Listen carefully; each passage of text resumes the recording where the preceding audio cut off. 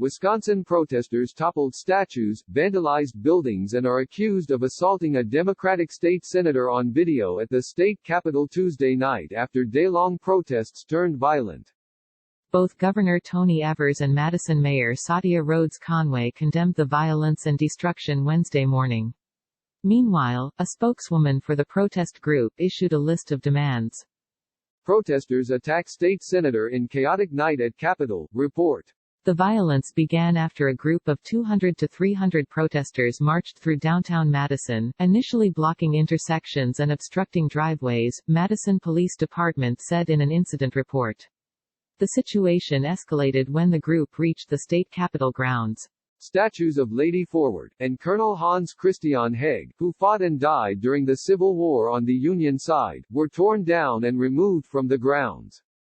Both statues were later recovered, a city official told the Wisconsin State Journal, noting that protesters had removed the leg of Hegg. Protesters also broke the windows of multiple buildings on the grounds and tossed in a Molotov cocktail into the city-county building, police said. The group tried to break into the state capitol building, but officers repelled them with pepper spray. State Senator Tim Carpenter, D. Milwaukee, was walking to the Capitol building late Tuesday when he encountered the protesters and began recording them.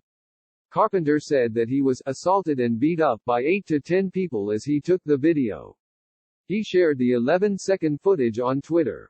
"This is the picture that got me assaulted and beat up by a mob," he wrote. "Punched and kicked in the head. Might have concussion, left eye a little blurry, cheek swollen, sick, sore neck and ribs. This has to stop before some innocent person get killed. I locked up in the Capitol until it's safe." The Madison Police Department told Fox News that the Capitol Police will likely handle the case. The Capitol Police didn't immediately respond to Fox News' request for comment. City officials have so far declined to use local police to protect buildings on city property, the State Journal reported. In a statement, Evers said there was significant damage to state property and those responsible for the violence and destruction will be held accountable. He also said he was prepared to call in the National Guard. "We are prepared to activate the Wisconsin National Guard to protect state buildings and infrastructure and are continuing to work with local law enforcement to understand their response to last night's events and their plan to respond to similar events in the future," he said. Evers also wished Carpenter a speedy recovery following the alleged attack. Atlanta protesters tell Hannity cops not allowed there. Meanwhile, Ebony Anderson Carter told WMTV early Wednesday that she was the spokeswoman of the group, which she described as a united front of organizers and activists for Black liberation. Anderson Carter relayed the group's demands, which included the release of a black man whose arrest Tuesday triggered the protests.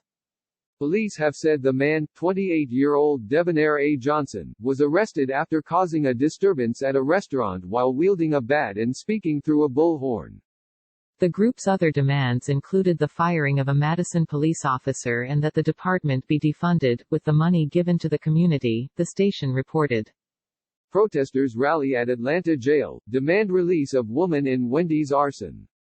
"Please don't take the actions out here as violence. Please don't take that actions out here as misconstrued either. Take these actions as voices," Anderson Carter said, adding that the group wants a dialogue with officials.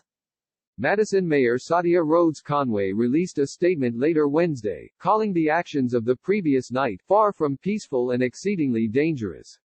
She said that police are conducting a wide-ranging investigation.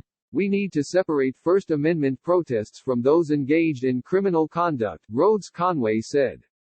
"People engaged in violence and criminal conduct against people or property on the streets of Madison will be held accountable." The mayor added that everyone in the city deserves to feel safe, protesters and police included. Click here to get the Fox News app. Everyone, police, protester, elected official, business owner, resident, everyone must find it within themselves to show compassion and kindness for each other, and to care about each other's safety and well-being, she said.